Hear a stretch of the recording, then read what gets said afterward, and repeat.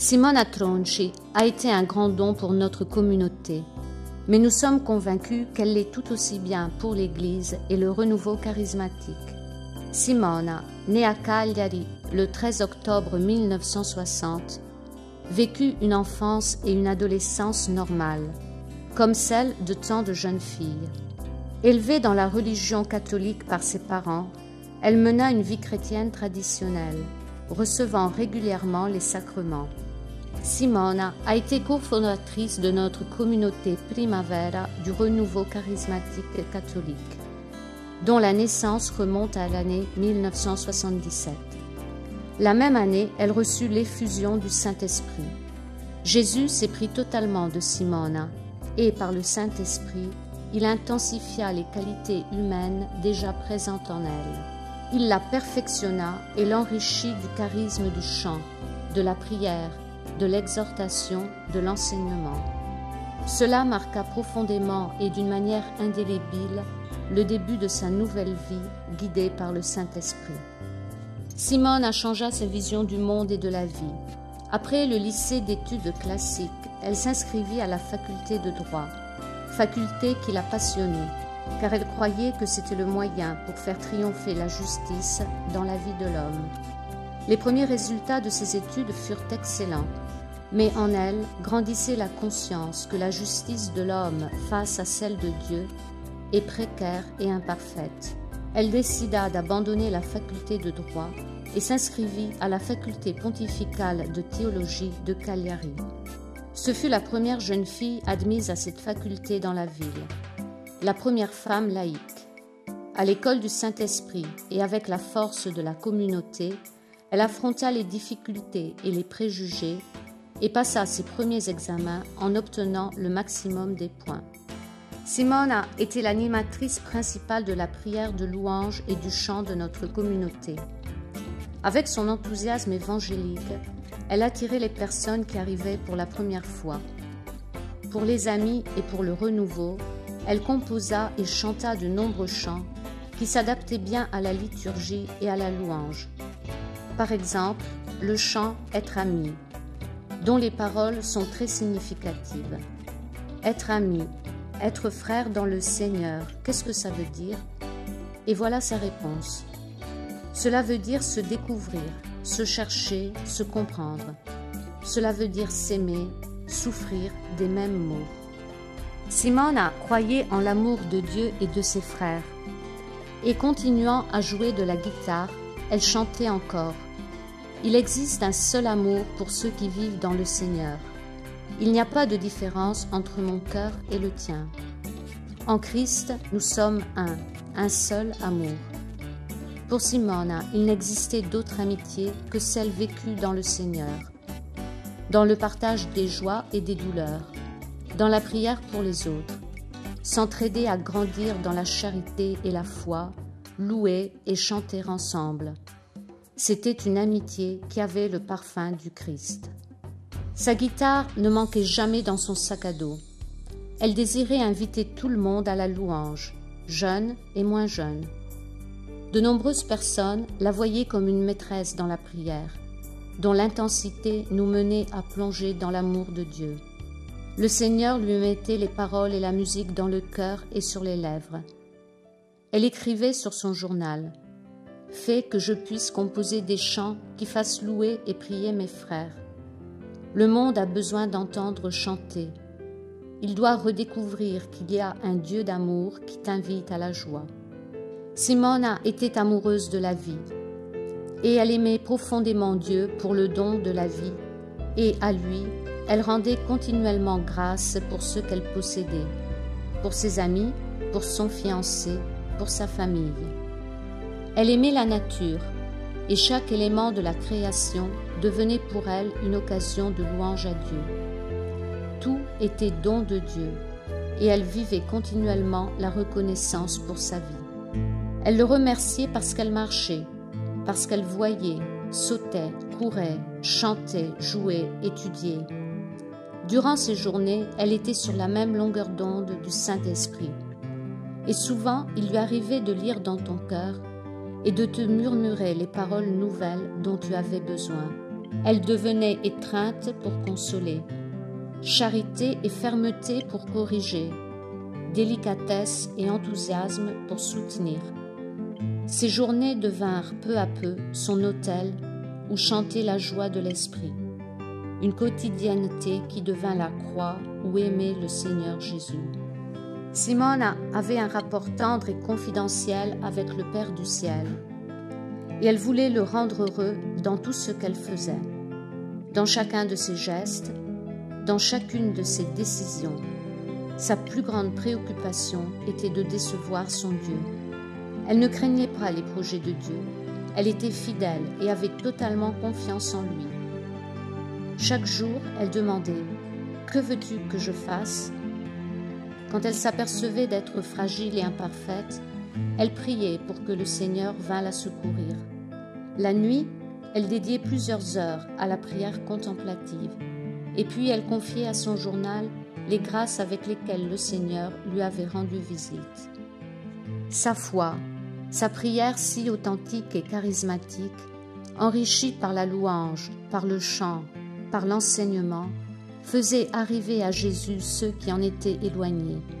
Elle donnait une lueur d'espoir à un frère malade, au chômage, persécuté. Simone refusait les situations mondaines et superficielles, parce qu'elle préférait tourner les yeux vers les choses de là-haut, même dans la matérialité du quotidien. Elle aimait le sport et c'était une excellente joueuse de volley-ball. Elle privilégiait la beauté intérieure à celle extérieure et esthétique, qu'elle soignait toutefois, mais dans la simplicité. Simone vivait dans le monde, mais elle n'appartenait pas au monde. Elle vivait dans son époque, mais elle était attirée par l'Éternel. Elle avait de nombreux dons, sa jeunesse, la beauté, la santé, l'aisance, une intelligence brillante. Mais comme François, elle a tout quitté, tout ce qui pour elle pouvait être un fardeau, un empêchement pour s'approcher de Dieu et de ses frères. La charité pour Simone n'était pas considérée une aumône, la correction n'était pas un jugement, le conseil n'était pas présomption humaine. Tout était donné gratuitement, sans rien attendre en échange, sans faire de préférence entre les personnes, mais avec un seul désir, que le frère qui se trouvait devant elle puisse rencontrer Jésus, l'ami qui avait changé sa vie.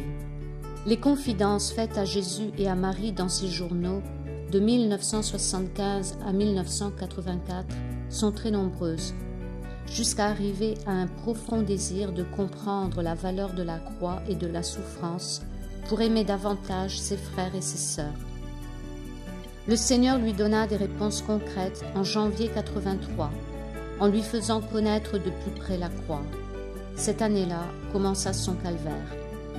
Un cancer consuma son corps, tandis que sa foi restait intacte. Simone, choisie par le Seigneur pour une offrande totale, offrit tout. Dès le début, les médecins dirent qu'il s'agissait de quelque chose de grave. Elle alla mieux tant de fois grâce à la prière de la communauté, au point d'étonner les médecins. Mais les projets de Dieu étaient vraiment différents. C'est ce qu'elle écrivait dans son journal durant sa maladie. « Tu t'es présenté à moi, me demandant si je t'aimais vraiment assez pour accepter que tu prennes ma vie. Je t'ai répondu, Jésus, et aujourd'hui encore je le répète, mon Seigneur, mon unique et véritable ami, ma vie t'appartient. Mon Dieu, c'est toi qui m'as créé. Papa, si cela vaut mieux pour moi et pour le salut de mes frères, guéris-moi. Mais si mon service devait s'achever, et si c'est une source de salut pour moi et pour mes frères, pour ma famille, que tu me prennes, mon bon Jésus, que ta volonté soit faite. » Simone a accueilli la volonté de Dieu à tel point que la maladie ne fut pas son ennemie, mais le bois saint sur lequel se coucher pour monter vers le ciel, la route pour devenir Eucharistie, nourriture pour ses frères. En effet, dans son très jeune âge, bien avant de découvrir d'être malade, elle avait offert sa vie pour le renouveau, pour l'unité de ses frères, pour la communion, pour l'Église, pour les jeunes. Au moment où la vie lui souriait, Les symptômes de sa très grave maladie devenaient de plus en plus intenses, et progressant, elle fut tout d'abord semi-paralysée. Elle fut contrainte sur une chaise roulante, et puis successivement paralysée sur son lit, sourde, aveugle et muette, immobile, dans l'attente de la grande rencontre avec son amour. Simone a vécu la souffrance tout à fait comme Jésus, et elle écrivait « Si je regarde ta croix, Jésus, maintenant, il y a une place vide. C'est là que je dois m'étendre. » Avec la souffrance, Simone incarna la parole. Il n'existe d'amour plus grand que celui qui offre sa vie pour ses frères. Son héroïsme ne se mesure pas seulement par les souffrances dont elle fut frappée, mais surtout par la façon avec laquelle elle les affronta. Amour, générosité, gratitude, unis à son Seigneur dans la lumière de la foi. Quelques théologues qui ont eu la possibilité d'approfondir la connaissance de sa brève mais profonde existence ont mis en évidence de fortes similitudes avec la spiritualité de Sainte Thérèse de l'Enfant Jésus. Ceux qui l'ont connue ont constaté en elle une attitude envers la foi constante et tenace, qui lui a fait comprendre et expérimenter le mystère de la croix. L'espoir, fondé sur l'aide de Dieu, orientait toute sa vie vers Dieu, vivre auprès du crucifié de sa mère, adhérant à la volonté divine et croyant en l'amour. Pour Simone, l'amour, la charité se transmettent sans récompense. Elle travaille en silence, sans s'attendre de reconnaissance, et elle ne laisse passer aucune occasion de faire du bien aux autres, aux malades à l'hôpital, aux pauvres, aux clochards, aux déshérités, même pendant sa maladie. Et au plus fort de sa maladie, elle ne voulait pas se priver de Jésus Eucharistie. Chaque jour, et comme elle ne pouvait déglutir, le vicaire général lui donna l'autorisation de recevoir l'Eucharistie exclusivement sous la forme du vin, qui était prélevé du calice à l'aide d'une seringue. Et avec fatigue, Simone réussissait à en recevoir quelques gouttes. La rencontre avec Jésus eut lieu le soir du 18 avril 1984, mercredi saint, au très jeune âge de 23 ans. Les funérailles furent célébrées. Plus de 600 frères y participèrent. Dimanche, le jour de Pâques, ils furent couronnés par les chants de résurrection qu'elle-même avait composés. Grâce au livre éperdument amoureuse de Jésus écrit par le père Clemente Pilloni, qui a recueilli des pensées tirées du journal de Simone et quelques témoignages de ceux qui l'ont connu, l'archevêque de Cagliari institua le tribunal diocésain, commençant ainsi le cheminement de la cause de béatification. Ce jour-là, l'archevêque prononça ces paroles. Simone sera sans doute un modèle exemplaire pour tant de jeunes et pour toute l'Église, surtout en ces temps difficiles qui procurent un fort égarement de la foi. Aujourd'hui, le tribunal diocésain a déjà commencé, à travers le témoignage des témoins, l'enquête sur les vertus héroïques. Et à nous, il nous reste la tâche de prier et de confier chaque chose au Seigneur. Simone a estimé être graine de Dieu. Et ce n'est qu'après quelques années que nous avons compris que la graine a germé. Graine qui a dû mourir pour faire germer les fruits qui pouvaient être recueillis par tous les enfants de Dieu, dans l'Église, surtout par les jeunes, comme elle-même demandait explicitement dans ses prières. Le temps a passé et les méditations de Simone sont devenues un support valide de développement pour la communauté et pour tant de frères.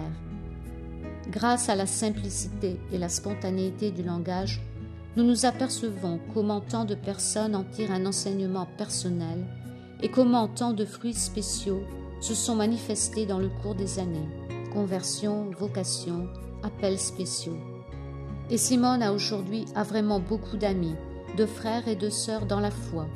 Elle est devenue la confidente plus intime à laquelle demander la force et l'intercession pour les nécessités spirituelles et matérielles.